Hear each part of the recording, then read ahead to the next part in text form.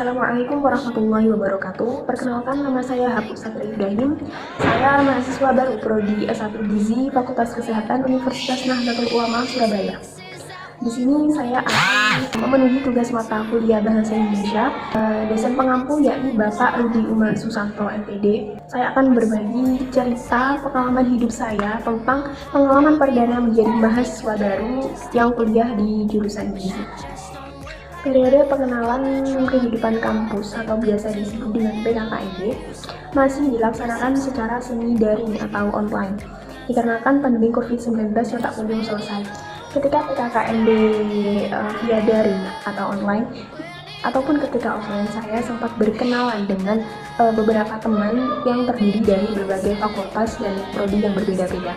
PKKMB sendiri dibagi menjadi 3 tahap. Yang pertama ada PKKMB universitas, yang kedua ada PKKMB fakultas, dan yang ketiga ada PKKMB prodi itu sendiri.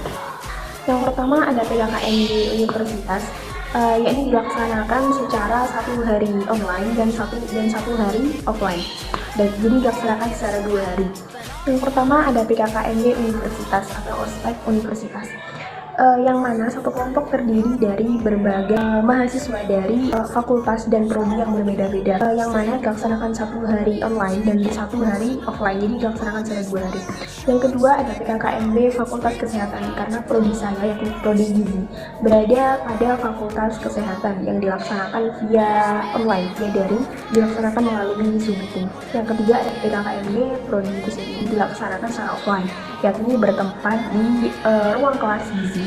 Dan kemudian rangkaian PKKMB atau ospek ditutup dengan pengukuhan maba yang dilaksanakan di akhir PKKMB, yakni bertempat di Diandra Convention Center yang di Jalan Basuki Rahmat. Setelah kurang lebih 1 mingguan kami menjalani PKKMB atau ospek, tanpa ada kata libur, kami langsung mendapatkan kuliah perdana yang dilaksanakan secara semi daring, kadang online, kadang offline, tergantung dosen yang akan dikonfirmasi oleh penanggung jawab tiap mata kuliah masing-masing. Tentunya pasti banyak sekali culture shock yang saya alami ketika awal-awal menjalani masa kuliah. Perubahan status dari siswa menjadi mahasiswa pasti banyak sekali perubahan yang saya rasakan. Yang awalnya ketika sekolah memakai baju dengan bentuk dan model yang sama atau biasa disebut dengan seragam, ketika sudah kuliah memakai baju yang bebas, yang penting rapi dan sopan. Dan saat itu saya bingung harus memakai pakaian apa yang saya kenakan untuk kuliah nantinya. Karena takut ketika memakai pakaian aku dibilang nggak sopan lah, mencolok lah, inilah itulah. Sedangkan ketika siswa kita memakai seragam yang bentuk dan modelnya sama semua. Yang pasti mungkin kalau misalnya kekecilan pasti bakal kena BK. Kemudian ketika sekolah dulu, untuk memanggil pengajarnya adalah ibu atau bapak guru. Kan ketika awal-awal menjadi mahasiswa baru terbawa sampai ketika kuliah, padahal yang panggilannya dari bu atau bapak guru sudah berubah menjadi bu atau bapak dosen. Jadi ketika bertanya kepada temannya, kadang masih nanti gurunya masuk atau tidak ya, padahal panggilannya sudah berubah menjadi nanti dosennya masuk atau tidak ya, seperti itu. Kemudian masalah pelajaran, dulu waktu sekolah kalau mengatakan pelajaran ya pelajaran, sekarang sudah beda lagi, sudah mata kuliah. Jadi ketika bertanya besok pelajarannya apa ya, pelajaran ini ada tugas atau enggak, padahal sudah berubah sebutan, itu tidak pelajaran lagi tapi menjadi mata kuliah. Nanti mata kuliahnya apa, ada tugasnya di mata kuliah ini. Pada saat kurang lebih 2 minggu pertama mengikuti perkuliahan, saya dan teman-teman sekelas banyak mengalami reschedule mata kuliah yang harus diganti di kemudian hari.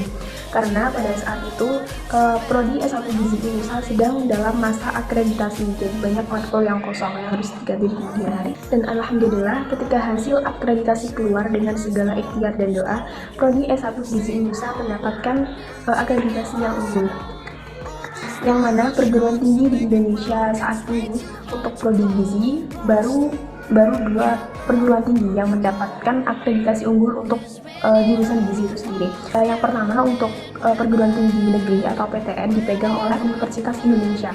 Kemudian untuk yang PTS baru prodi gizi di Universitas NU Surabaya yang mendapatkan akreditasi unggul untuk perguruan tinggi swasta.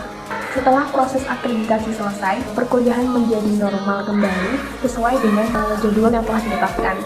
praktikum-praktikum pun mulai dilaksanakan, seperti praktikum kimia dasar dan praktikum ilmu bahan makanan dasar. Ketika perkuliahan masih dilaksanakan daring atau online, tapi ketika praktikum harus dilaksanakan secara offline yang bertempat di laboratorium masing-masing dan menggunakan jas lab serta seperangkat alat-alat atau kebutuhan yang akan dipakai di dalam laboratorium itu sendiri untuk hindar dari zat-zat yang membahayakan dan agar tidak terjadi hal-hal yang tidak diinginkan. Setiap selesai praktikum, kami harus membuat laporan praktikum atau yang biasa disebut dengan labkar. Dan saat ini saya dan teman-teman sekelas lainnya akan menjalani ujian tengah semester untuk semester pertama kami.